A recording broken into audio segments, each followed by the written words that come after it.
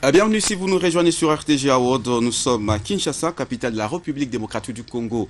Notre deuxième invité est avec nous sur ce plateau. Il s'appelle Jean-Joseph Ngandou. Avec lui, nous allons parler du syndicalisme. Bonsoir, monsieur Jean-Joseph Ngandou. Bonsoir, monsieur le journaliste. Très heureux de vous avoir ce soir sur ce plateau.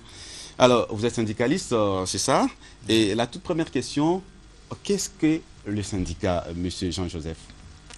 Bon, il y a beaucoup de définitions du syndicat, mais je préfère ici prendre la définition du législateur congolais, qui définit le syndicat comme étant une organisation d'employeurs ou de travailleurs qui a exclusivement pour objet l'étude, la défense, le développement des intérêts professionnels de ses membres, ainsi que les progrès social, économique et moral de ces dernières. Alors, à ce niveau-là, je peux prendre certains décrypteurs comme l'étude, comme la défense et le développement. L'étude, c'est quoi? C'est lorsqu'il y a un problème, les syndicats doivent étudier pour avoir une idée claire et nette de ces problèmes qui se posent.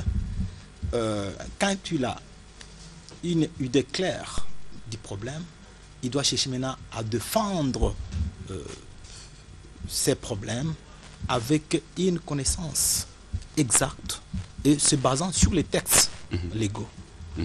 Là, vous définissez déjà un syndicaliste ou vous êtes encore au niveau de la définition du syndicat? J'ai défini les syndicats, mais moi je suis documentaliste. J'ai pris des critères comme études, défense et développement. Pour moi, c'est très capital qu'on sache l'étude c'est quoi, la défense c'est quoi et le développement c'est quoi. C'est ce que j'ai dit, que voilà, on est là pour étudier, défendre, pour qu'il y ait développement. Oui, très bien. Alors, qui sont syndicalistes? On entend dire je suis syndicaliste, vous l'êtes aussi. Qui sont syndicalistes selon vous? La convention 135 de l'OIT qui est ratifiée par la RDC fait une nette différence entre un représentant syndical et un travailleur élu. Généralement, que chez nous, quand on parle syndicaliste, on voit tout le monde. Non. Alors, on parle d'un représentant syndical, quelqu'un qui a été élu dans un syndicat ou qui a été nommé par le dirigeant d'un syndicat. Celui-là est appelé représentant syndical. Et ça, ce n'est pas moi qui le dis, c'est la convention 135 de l'OIT, je crois son article 3, qui fait cette différence. Et le syndicalisme, c'est aussi un métier libéral. Alors, quelqu'un qui est représentant syndical exerce l'activité syndicale comme étant une profession libérale. Et généralement, ici, dans notre jargon, on dit permanent, mais ce sont ces gens-là qui sont dans des organisations syndicales et qui exercent leur activité syndicale à ce niveau-là. À part celui-là, il y a maintenant un représentant des travailleurs élus.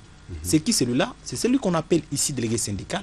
Il est élu dans une entreprise ou un établissement de toute nature pour exercer son syndicalisme ou sa défense au sein de l'entreprise. Donc il a reçu mandat de ses pairs, qui sont les travailleurs, pour jouer le rôle d'une courroie de transmission entre les travailleurs et l'employeur. Voilà un peu une différence nette qu'il y a entre un représentant syndical et un représentant des travailleurs élus. Très bien. Monsieur Jean-Joseph Ngandou, est-ce qu'il y a un cadre légal pour l'exercice du droit syndical dans notre pays? Si, il y a un cadre. Il y a un cadre. D'ailleurs, on peut commencer sur le plan international. Il y a la Déclaration universelle des droits de l'homme. Je prends son article 23. On dit que les travailleurs ont les droits de constituer des syndicats pour la défense de leurs intérêts. Et notre pays a ratifié les conventions 85 de l'OIT. Cette convention est relative à la liberté syndicale et aussi au droit syndical. Il y a la convention 98 de l'OIT qui concerne les négociations collectives. On est syndicat pour négocier. La RDC a ratifié cette convention-là. Et il y a ensuite la convention 135. C'est là qui concerne la protection de représentants des travailleurs. Comme je venais de parler là, de représentants syndicaux comme de représentants élus. Ils sont protégés par cette convention-là. 135 de l'OIT qui est ratifiée par notre pays. Et en dehors de ça, il y a la Constitution de notre pays, en son article 38, qui reconnaît l'exercice de la liberté syndicale.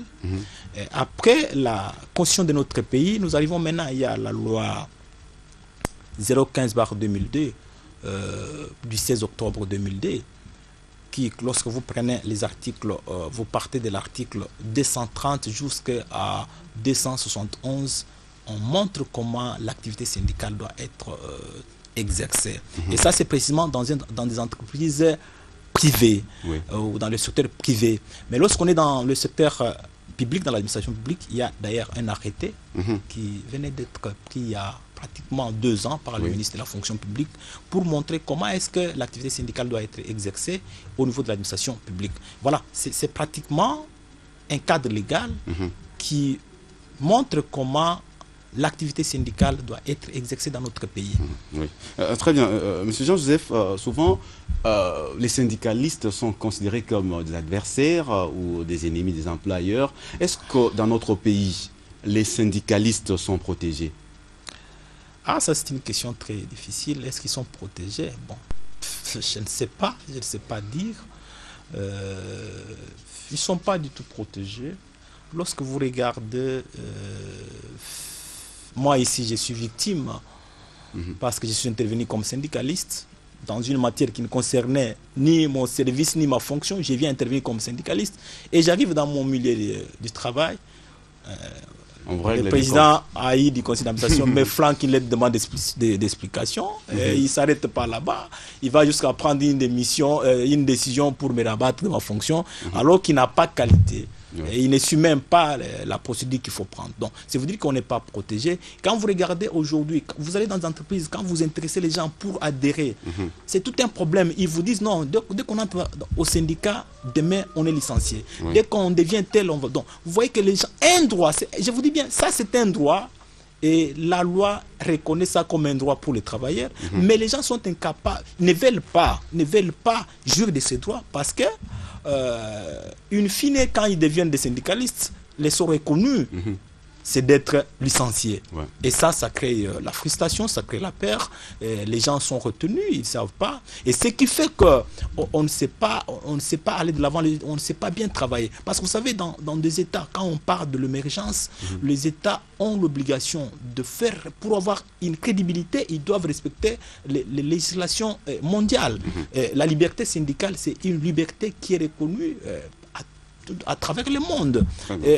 C'est parmi des valeurs républicaines qu'un État qui s'appelle un État de droit doit respecter et faire respecter. Et d'ailleurs, quand, vous savez, on ne peut pas parler de la liberté syndicale sans parler de la liberté d'expression. Donc, la liberté syndicale est intimement liée à la liberté d'expression. Donc, un syndicaliste doit parler. Mais lorsqu'il parle, il est victime parce que pour avoir parlé. Et voilà comment les gens ne veulent pas s'affilier au syndicat. Voilà pourquoi il y a pratiquement le relâchement dans ce monde. Voilà pourquoi vous avez difficile à entendre les syndicalistes s'exprimer librement parce qu'ils savent que quand ils vont s'exprimer, ils auront des règlements de compte, ainsi de suite. Très bien, monsieur Jean-Joseph Ngandou, je crois que vous allez revenir prochainement pour qu'on approfondisse un peu ces sujets vraiment intéressants sur le syndicalisme en République démocratique du Congo. Tous les plaisirs étaient pour nous de vous avoir ce soir sur ce plateau et nous parler du syndicalisme. Merci.